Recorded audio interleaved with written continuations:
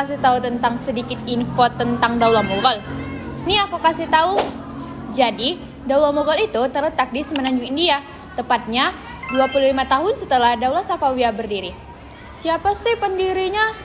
Jadi, pendiri Daulah Mughal itu adalah Zahiruddin Muhammad Babur. Dia adalah putra dari Umar Sheikh Mirza.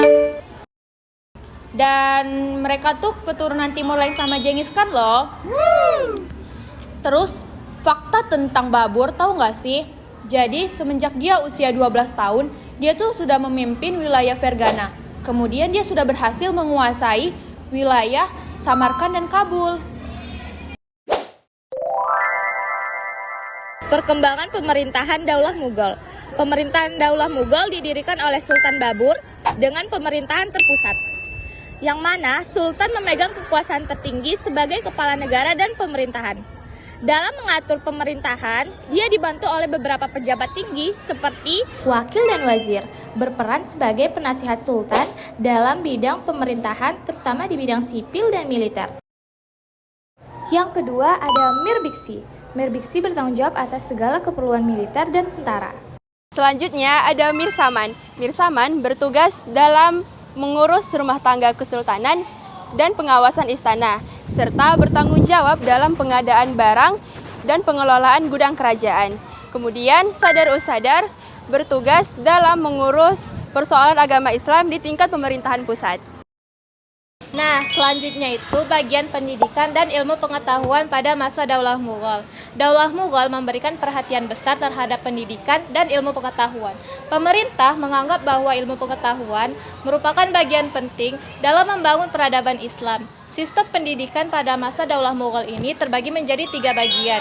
Yang pertama itu pendidikan dasar, biasanya itu diajarkan di masjid maupun madrasah. Pendidikan dasar ini berfokus pada membaca Al-Quran dan dasar-dasar agama.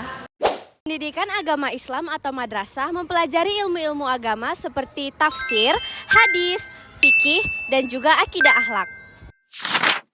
Pendidikan tinggi pada masa Daulah Mughal atau universitas mempelajari ilmu-ilmu umum seperti astronomi, kedokteran, matematika, musik, filsafat, dan sains.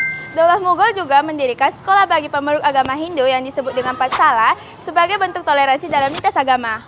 Perkembangan ilmu pengetahuan pada masa Mughal berkembang pesat terutama di bidang astronomi, matematika, kedokteran, dan filsafat. Banyak muncul ilmuwan muslim seperti Darasikoh yang menulis ensiklopedia tentang pengobatan, dan Nuruddin yang menulis karya ilmiah di bidang medis dan keagamaan. Meskipun perkembangan ilmu pengetahuan tidak sebesar pada masa kekhalifahan Islam klasik, Daulah Mughal tetap berhasil memajukan ilmu pengetahuan dan melahirkan banyak ilmuwan muslim. Hikmah mempelajari perkembangan peradaban dan ilmu pengetahuan di masa Daulah Mughal. Yang pertama, menambah wawasan keislaman tentang perkembangan peradaban dan ilmu pengetahuan di masa Daulah Mughal. Yang kedua, meningkatkan iman dan takwa kepada Allah Subhanahu wa taala dengan menyadari kebesarannya pada sejarah-sejarah kemajuan Islam. Dan yang ketiga, menambah semangat belajar untuk menciptakan peradaban yang maju seperti peradaban pada masa Daulah Mughal.